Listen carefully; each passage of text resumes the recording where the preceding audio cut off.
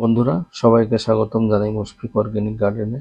আমার চ্যানেলটি যদি সাবস্ক্রাইব না করে থাকুন প্লিজ সাবস্ক্রাইব করুন, নোটিফিকেশনের জন্য বেল আইকনটি অবশ্যই প্রেস করুন, আর ভিডিওটি যদি ভালো লাগে একটা লাইক দিয়ে সাথে থাকুন।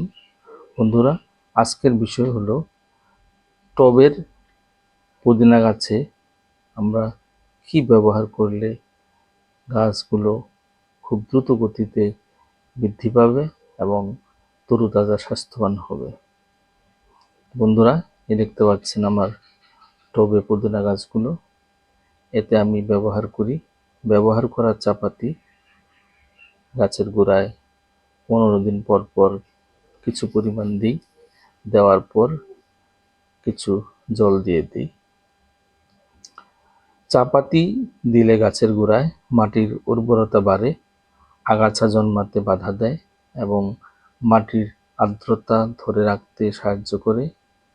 চা পাতায় থাকা উপাদান গাছের পুষ্টি যোগায় এবং মাটির তাপমাত্রা নিয়ন্ত্রণে রাখে। গাছের গোড়ায় মোটামুটি শুকনো ব্যবহৃত চাপাতি দিয়ে একটি আস্তরণ দিন যাতে মাটির উপরিভাগ পুরোপুরি ঢেকে যায়। চাপাতিতে রয়েছে প্রচুর পরিমাণে নাইট্রোজেন, যে গাছের পাতাকে সবুজ স্বাস্থ্যবান করে তুলতে সাহায্য করে। চাপাতি পোকামাকড় থেকে পুদিনা গাছকে রক্ষা করে।